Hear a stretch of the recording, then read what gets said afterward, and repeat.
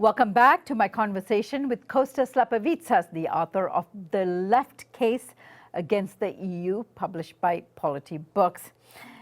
In this segment, we will explore issues of nation states, national sovereignty, and how we advance internationalism and protect workers across the borders without being a part of institutions like that of the EU. In other words, how do we protect our democracy? Welcome back, Costas. Always a pleasure, as I said, yes.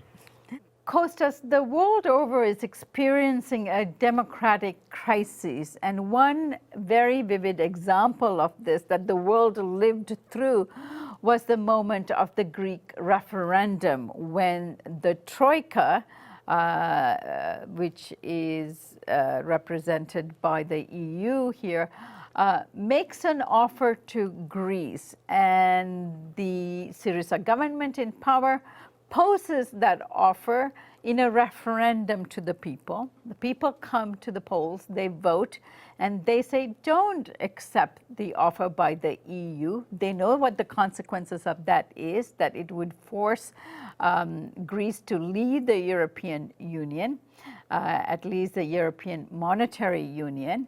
But that's what the people decided. But the Syriza government defied that decision and went ahead almost the very next day and asked Parliament for approval to go ahead and accept the deal offered to them by the Troika. Now, this brings in questions of national sovereignty, national ability to set policies, financial policies, and of course, it also brings into question the control that institutions like the EU and how they represent the international banks and corporations. And this, of course, leads to defying national sovereignty, the will of the people, democratic processes. And so the question is, how do we remain and retain the very good things about our democracies, at the same time defying these institutions like the EU, and all that while we also exercise international solidarity with our fellow workers in other countries? Now, you cover this in your book, so let me get your thoughts on these issues. I'll be pleased to do so, because I think that on this issue, the debate within the left has produced much more heat than light. The first point I want to make is that all that nationalism, internationalism, sovereignty, and so on, all these questions are integrally connected to democracy and the practice of democracy. You cannot separate democracy from these issues. Now, when you look at the European Union, and one can generalize to other countries, but areas, but let's focus on the European Union. When you look at the European Union, what you will recognize is that there's been a hollowing out of democracy. It's of paramount importance. You know, you can say the same thing about the United States, I'm sure, in other countries. But in Europe, the hollowing out of democracy is clear. By which I mean the following. You can vote for any government you like in Europe, pretty much. But the policies that the government will have to follow and apply with regard to the economy will be the same if you're in the European Union. You'll be forced to follow the same policies. In other words, economic policy, which is vital, crucial to modern government, has been depoliticized. It's been removed from the democratic process. And that has happened through the institutions of the European Union, which arrive from the outside and tell you, very nice ideas you have. The people have voted for them, but unfortunately, you cannot implement them because the economy will not allow it, because economic theory does not allow it, because economic knowledge does not allow it, by which they mean theories, perspectives, and approaches produced by people trained in a few universities who all go through the same process and have the same ideas, and then that's reproduced through think tanks, and then it's reproduced through political parties, and it becomes the dominant neoliberalism that we know. That has effectively been detached from the democratic process, or at least the democratic process is not allowed to impinge on it. The European Union is an excellent mechanism for bringing that about. That hollowing out of democracy is understood by ordinary people. Perfectly well understood by ordinary people, by working people, by the poor, by the downcast, by the plebeians of country after country in Europe. And that's what's behind the rejection of politics. Because if politics does not allow you, I mean, parliamentary politics, normal daily politics, does not allow you to change these policies on these crucial issues and areas, then what's the use of politics? What's the use of politics? Why should you bother with politics? What's the use of democracy? Why bother with democracy if it doesn't affect those areas, if it's not allowed to affect those areas? So democracy has subsided. Democracy has been hollowed out. And what we've got instead is policies by the experts, so-called. Policies by the institutions, which have got a life of their own. Often also we've got policies by parliament, which doesn't connect anymore to the people. And that we've seen time and again, and we see it in Britain today. The British Parliament is not connected to the British people anymore. It has a life of its own. It sort of does things because of its own parliamentary logic, rather than because of the democratic logic of expressing the will of the British people on the question of Brexit. So that's what's behind much of the unrest, the political unrest we see in Europe, and the rise of the right. Because what's behind the rise of the right is precisely this disillusionment with politics.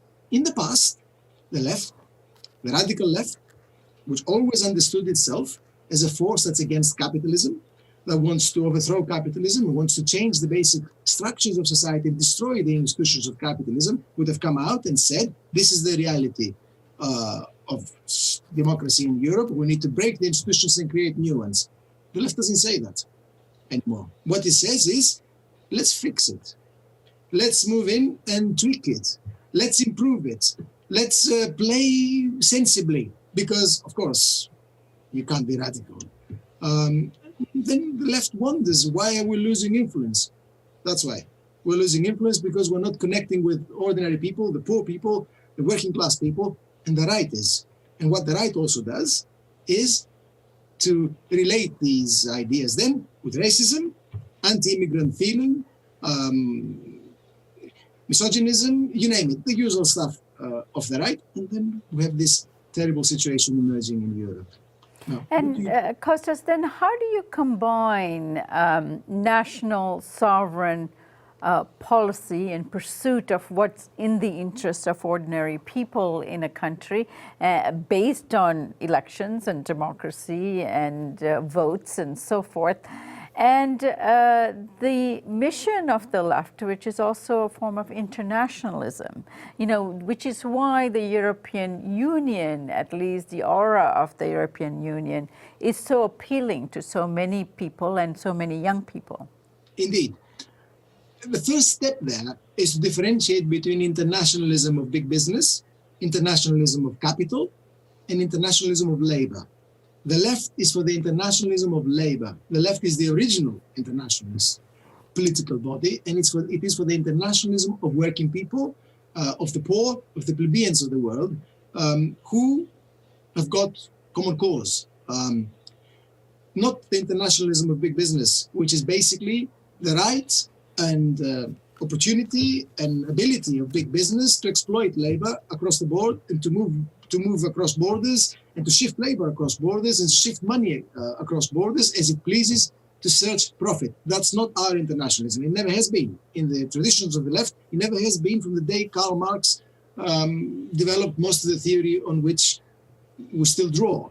Our internationalism is of a different type. It's of the internationalism of labor that starts from the rights of working people, incumbent working people, people who live in a particular country, as well as people who come from abroad, and stresses the essential commonality by giving them rights, equal rights and equal protections. The left has always been about that, but it seems to have forgotten it, and it seems to be mistaking the internationalism of capital for the internationalism of big business. Now, in the context of for the internationalism of labor, now in the context of the European Union, this debate has become toxic now among the left. The European Union is a transnational body for sure. It's not an internationalist body, it's a transnational body. It still comprises nation states. The nation states are there, they haven't gone away. And they implement policies that national elites and national ruling classes choose, partly through the mechanisms of the European Union. That's the reality of the Union. But it is also a transnational body, to be sure. That transnational body works in the interests of big business and in the interests of capital, not in the interests of workers and in the interests of the poor in Europe. So the first step in defending the interests of the poor and workers in Europe is to regain and to reclaim sovereign power domestically. But sovereign power understood from the perspective of labor, not the perspective of capital. And sovereign power from the perspective of labor means popular sovereignty. That idea has almost gone out of the window. And the left used to talk about it all the time. We are for popular sovereignty. In other words, the ability of working people, the ability of the poor to have a say and to take part in institutions, mechanisms, and practices that actually matter for the workplace, for the neighborhood, for the town, the city, and the country more broadly. It's perfectly possible. It has happened in the past, to a small extent. That's exactly what we need again, because it has gone away, it has retreated. And that popular sovereignty that we're talking about is, of course, connected to democracy. It's impossible to have popular sovereignty without democracy. That's why the poor and the working class are the main defenders of democracy, because it's in their interests. The working class cannot project what it needs to do in society without democracy. It relies on democracy. That's why the retreat of democracy in Europe is the retreat of popular sovereignty as well, and the sovereignty of capital has taken over. Now, is that unconnected to national sovereignty? No, it is connected also to national sovereignty. Nations exist, whether we like it or not. Nations exist. And the internationalism of workers doesn't mean that we pretend that nations do not exist, nor does it mean that we all become one nation. That has never been the case for the left. The left has never argued that. Karl Marx, Lenin, all the great people of the left never argued this. We don't need to create one nation in the world in order to have internationalism. We can have internationalism of labor perfectly effectively, the way we want it, while maintaining nations, of course. But the nations that we talk about must be shaped by workers. Workers must become the nation. That's how we understand it. That's how Karl Marx understood it in the Communist Manifesto. Workers must become the nation, must be the dominant class. They must put their stamp on the nation. They must place their own priorities and their own concerns on the nation, and that's how the nation should be. If that's the case, then you can have internationalism, true internationalism. In other words, go back to the usual old phrase, internationalism starts at home. It doesn't start in the ether. It doesn't start in some kind of ill-defined space among nations, between nations, out there somewhere. Internationalism is not some kind of abstract notion that exists in hyperspace. It starts at home. You control where you live. You control the towns, cities, nations, countries where you live. And by controlling them, you put across a different internationalist perspective, one that relies on fraternity, one that relies on the essential commonality of working people across the world. These are very old ideas, I'm sorry to say, but the left has forgotten them and keeps talking in ways which astound me in Europe and elsewhere. That's because they keep talking about the European Union and not about the European Monetary Union, its demands, and that group you were referring to called the Eurogroup. As a departing explanation to us, tell us what the Eurogroup and their role is in terms of how they flex their muscles when it comes to the European Monetary Union. I'm happy to talk about the Eurogroup, which is an appalling institution. But may I say, it isn't just the Eurogroup. There is also a whole array of other institutions. The European Court of Justice is a similarly bizarre and undemocratic institution. The European Court of Justice is a high court, which is, unlike any other high court, Supreme Court in the world, it's not subject to any kind of democratic accountability. It is suspended by its own bootstraps. It's been created by a number of different states. State power is behind it. It's not accountable to anybody. There is no democratic process that constrains it or makes it accountable in any way. And it creates law, vast amounts of law. It supplements law created by the Council of Europe, which is yet another undemocratic institution. And that law, that huge body of law, now has precedence of a national law. So that also applies to how business is done in Europe and how people live, basically their everyday life in Europe. That is another crucial way in which democracy is bypassed. Now, you combine it with the Eurogroup, which you just mentioned, which is a phenomenally powerful institution in the monetary union, and you've got a combination which is deadly. Put in that the Council of Ministers, which is the original institution of power, and add to it the ineffectual Parliament of Europe, which is not really a parliament in any sense that we would recognize. It's not elected in the same way. It's not really accountable in the same way. There's no political debate or political contestation in Parliament in the normal way. And what you've got is a bizarre, it's a Frankenstein, what exists in Europe, which masquerades as a democratic totality. There's nothing democratic about it. It is thoroughly undemocratic and pro-big business. And let me give you one final example of that. The second most prominent place in the world for lobbying, the first is, of course, Washington. That's where big business lobbying is at highest. The second most prominent place for lobbying by big business in the world is Brussels. Actually, all these institutions and mechanisms which are fundamentally undemocratic are very closely connected to big business through a huge lobbying machine that basically does its business, in the usual way of lobbying, and makes sure that the interests of big capital is protected at all crucial moments. That's the kind of institution that we're confronted with. The idea that this could be transformed, this could be made into a democratic totality, that this protects the interests of working people is nonsense. It's just gone too far. What is needed now is for the left to reassert some of the radical ideas of rupture and rejection of this stuff, which always used to characterize the left, in the hope and in the expectation of opening up new ways for working people in Europe. It's urgently necessary, because if the left doesn't do it, the right and the extreme right will do it. I've been speaking with Costas Lapavitsas, the author of The Left Case Against the EU. We look forward, Costas, to having you here at some time to expound on these issues. And we thank you so much for joining us today. Thank you. And thank you for joining us here on the Real News Network.